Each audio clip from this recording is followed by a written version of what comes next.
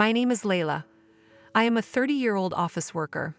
I've been married to Jackson for 2 years now. We met on a blind date, and Jackson worked for a tiny company. At the blind date, Jackson was the one who showed interest in me and made advances on me. I could envision a secure existence with him because he appeared serious, worked hard at his job, and was 2 years younger than me. Because I could envision our future lives together, I wanted to go on dates with him to get to know him better. He was really courteous and a gentleman. He was continuously taking me out on dates, which made me more and more drawn to him. We not only began dating, but also developed a serious relationship and planned to marry. Even after we were married, we both worked. We split domestic responsibilities and lived peacefully while juggling our job and home lives. And despite being married to Jackson for 2 years, our happiness has not changed. But one day, Jackson abruptly quit his job. Why did you quit your job so abruptly? Because I recognized I wasn't cut out for office employment. With that kind of reasoning? What do you mean by that kind of reason? Layla, I thought you were always on my side. What? No, that is not what I intended. Of course, honey, I'm always on your side, but I wanted you to discuss these issues with me before making any judgments. Oh, my bad. I wanted to quit straight immediately. Jackson muttered this while rubbing his head. I was astonished since I had no idea my husband loathed his job so much that he would quit so abruptly. For the time being, I'm fine with Jackson abandoning his job because I make a nice living from it, but I'd prefer him to find another employment as soon as possible. But 2 weeks later, my husband made an unexpected statement.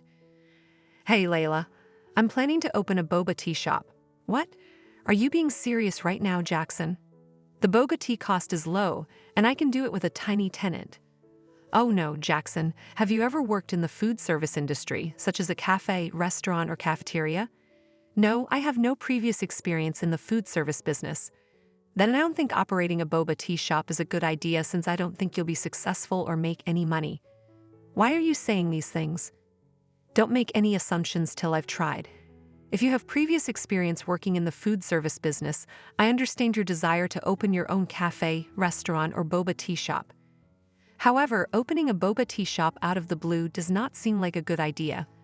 I don't care what you say, Scarlett. I will be launching a boba tea shop. I don't enjoy working for others, therefore I'll run my own boba tea shop. Without listening to me, my spouse prepared to launch the boba tea shop on his own. I informed Jackson that I would not help him with the boba tea establishment and that he should do it himself. To my astonishment, he settled on the design and concept of the boba tea place and planned to open it on his own. As I saw Jackson's boba tea place take shape, I decided that if he was doing so well, I should see how it went.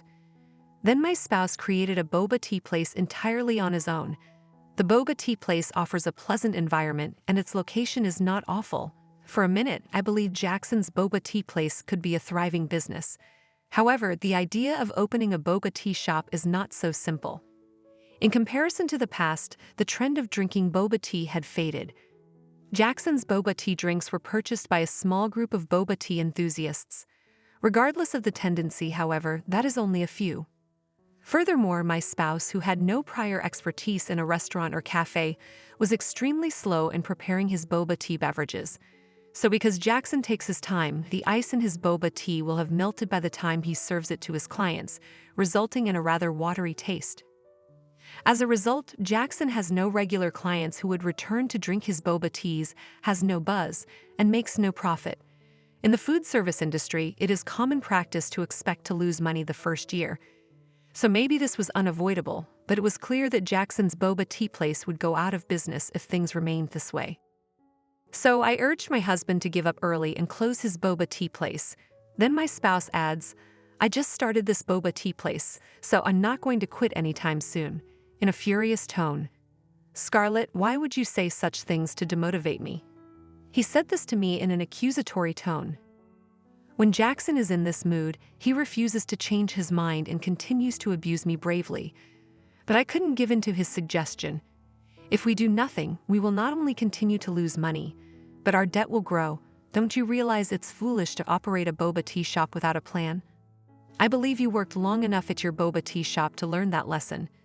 If you want to be successful in the food service industry, why not gain some experience at a restaurant or cafe before opening your own? I tried everything I could to persuade him and make him understand my point of view, but he refused to listen to me or see where I was coming from. I assumed I had to do something to bring him back to his senses, but then he made another startling remark the next day. "Let's live with my mother." "What? Why are you saying that?" "Because if we move into my parents' home, the rent will be free. Then there will be no problem, even if my income is little. Besides, Mom has been on her own for years since Dad died. I'm considering moving in with her to better care for her." By stating this, Jackson was attempting to encourage me to live with his mother. But to be honest, I was not thrilled with the prospect of moving in with Maya, my mother-in-law, because Mia was cold and unpleasant to me. I've been to Maya's house for holidays like Thanksgiving and Christmas, but every time I see her, she acts as if she hates me. Well, I'd never been horribly mistreated as John's wife, but I knew living with Maya would be a lot of problems. However, John demonstrated no evidence of giving in to the thought of not living with Maya. Furthermore, if my husband decides to continue running his boba tea shop, we will be unable to meet our living expenditures sooner or later because he will not be earning any revenue soon. Living with Maya could be a good financial decision. When I considered the pros and negatives of this circumstance, I concluded that there were more benefits than drawbacks. So I gave up and agreed to let Jackson live with Maya for now. And so my life with Maya began. Mia's bullying was instantly apparent to me. "Layla, don't simply stand there doing nothing. Get busy with the cleaning, laundry, and cooking. You are a slowpoke. You're the wife of the proprietor of a boba tea shop, so you need to get your act together." Mia's outraged voice rang throughout the home. I didn't expect to be yelled at from the first day we lived together. I was already unhappy with the scenario and had negative feelings about living with Maya. Jackson appeared uninterested and inattentive to the situation, despite the fact that it was evident that I was in difficulty and needed his help and support. There was one more individual at Maya's house who was rude and annoying to me. It was Grace, my sister-in-law. After I moved into Maya's house, I discovered that Grace had divorced her husband and was living with Maya and her child, Victoria. As a result, we shared a home with Grace and Victoria in addition to Mia's. "Layla, why isn't there ice cream in the refrigerator?" "That's because your daughter ate 2 yesterday, right?" "What? I am not asking you that. Take the hint. I am suggesting that you go get more ice cream when you know there is none left in the fridge. You're a very inconsiderate wife." Grace and Mia both whined and picked on me for any reason they could think of. My husband continues to ignore Grace, pick on me, and be cruel to me. Jackson had no say in it and appeared disinterested. He should be concerned and take care of me because it was his decision to live with Maya, so I would stare at him coldly. But my husband was lounging on the couch, staring at his phone and paying no attention to me. Within a few days of living in together, I was already frustrated, and I later discovered that Maya's home had a 35-year mortgage, and Mia still has loan payments to make. However, neither Mia nor Grace work at all. They are currently repaying their loans and mortgage to cover my father-in-law's inheritance and pension, who had died a few years ago. If Maya lived alone, she could afford to pay the loan. However, now that Grace and Victoria are living with her, Maya's ability to repay her debts has become far more difficult. As a result, Maya said, "If you are going to live with me, you should put some money in the house." I agreed to move into Maya's house since Jackson promised no rent. But since we have to pay rent, living with Maya seems senseless. Furthermore, Maya required that you pay for our living expenses as well, which would require you to contribute approximately $2,000 per month. In the end, I had to pay Maya $2,000 per month for my earnings. However, there was a reason why I paid Mia without complaint. It was because my husband informed me. I have a sense that sales will surge soon. According to my husband, the number of customers at his shop is increasing. I assumed that once his boba tea business got going, we'd be able to make a steady living. So I've chosen to be more patient until then. So for the next 3 months, I was extremely patient. Meanwhile, Mia and Grace continued to pick on me and be cruel to me. Because I was about to surpass my limit, I decided to slip away and visit my husband's boba tea shop unannounced. But to my astonishment, there were no customers present. I watched his boba tea shop from afar for a time, but there was no sign of any customers. Maybe my hubby lied. That thought crossed my mind. In the same time in my workplace, I completed my project and received a promotion. After my promotion, I was assigned to lead a joint project with a new company. Because it was a new project with a different new company and I was in charge of it, I had a lot of work to accomplish. Working overtime became the norm, and I had to get at work early on occasion. This meant that I had increasingly less time to complete home chores. If possible, I asked Mia and Grace, who are always at home, to do the housework, but they refused. Household tasks are the wife's responsibility. By expressing that, both Maya and Grace refused to undertake any domestic chores and instead left them to me. So when I couldn't do housework for a while due to the new project I was in charge of, laundry built up. The room was dusty and disorganized. Furthermore, I have to prepare dinner for them. And on days when I have to work late, Mia, Grace, and Jackson will have expensive cuisine sent to their house for them to enjoy, leaving me with nothing to eat. Even though I am unable to undertake domestic tasks due to my work, Mia and Grace simply blame me. Recently, not only Mia and Grace but also my husband have blamed me. "You're an extremely awful wife. You are usually too dull." My husband and sister-in-law are always verbally abusing me. "Get out of this house, you worthless lady who doesn't even do her housework." Then Mia repeated this and impulsively grabbed salt, spilling it all over me. As a result, my entire clothing was covered in salt, and some of it ended up in my mouth, which was quite salty. This is completely out of control and the situation is too bad. I have done my best to do the cleaning in my own way, and I have helped in a variety of other ways, including putting money aside for living expenses. And yet, I am treated like way. "You're the one that lives off Jackson's money while doing nothing except being arrogant." What? Yeah, it is correct.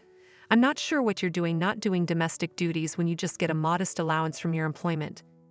You're probably claiming you're working extra hard to cover up your affair behind Jackson's back, aren't you? Huh? What? Layla, are you having an affair while I work hard to operate my boba tea shop? I should receive alimony for this. My in-laws continued the conversation with the premise that I was having an affair with another man behind Jackson's back. Then Maya removed some papers from a drawer and handed them to me. "Here you go. These are the divorce documents." When I saw the papers, I noticed Jackson's handwriting and signature. It appeared that Jackson, Mia, and Grace had already drafted the divorce papers. I could not handle it anymore.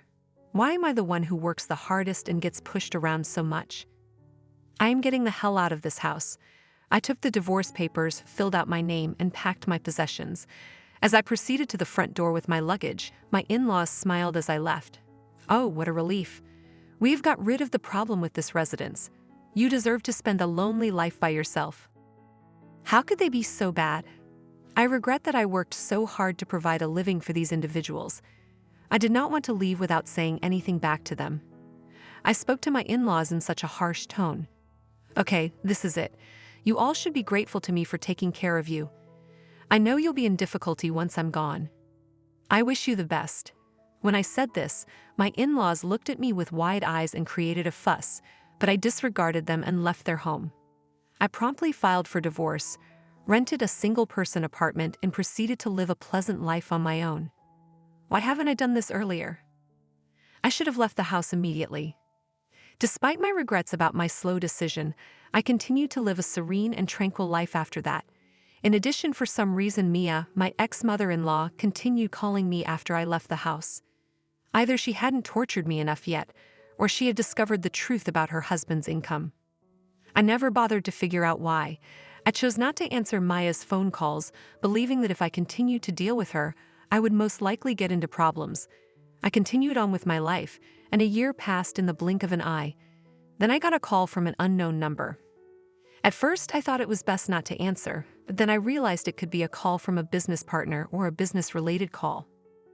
With that thought in mind, I quickly answered the phone. Then, to my amazement, I heard my ex-mother-in-law's voice over the phone. "Layla, finally you picked up the phone. Did you block my former number?" Of course, if I was receiving that many unsolicited calls from her, I would block her number. "What do you want?" I was too exhausted to cope with each and every comment she made, so I let her get to the point quickly. "Okay, fair enough. I'll tell it straight and simple. I'll be direct without going into too much detail. I want you to return to us." "What? What exactly are you talking about? Please, we are in serious difficulty." Jackson later told me that after a year, his boba tea store had hardly earned a profit, and he had been paying the store rent with his estate portion. That's when I discovered and learned that Layla, you had been sending money into our house and contributing to our living expenses. I am delighted you finally recognized this. I wish you'd told me this from the start. Are you sure you should be saying that to me right now? I'm the only one you can rely on right now, aren't I? I apologize. I take that back. I'm begging you. I will not be harsh to you anymore. So please return to our home and family. Even on the phone, I could tell Mia was serious about her request. Mia cannot have two big kids at home, be unemployed, and pay a 35-year mortgage on her own. However, Mai has been too cruel to me for me to be good to her. I apologize, but I will never forgive you. There is no way we will ever get back together. If you are unable to pay your mortgage, why not sell your home? Jackson has been running a deficit for a long time, therefore his debts are expected to be enormous. However, simply selling your house would not be sufficient to pay off all of your debts. That is not the reason I am asking you to do this. Jackson's boba tea store closed 3 months ago. Oh, seriously? I knew it. I knew he was going out of business. But it's no longer my business. I am divorced, and you admitted it. I am worthless to you. Oh, I stated that because it was simply an emotional outburst. I don't care anymore. Anyway, I am already a stranger to you. You're on your own now. I hung up the phone. Later, a mutual friend of mine and Jackson told me what had occurred to Jackson and his family, who were my ex-in-law. Jackson and his family were unable to pay their mortgage and had to sell the house.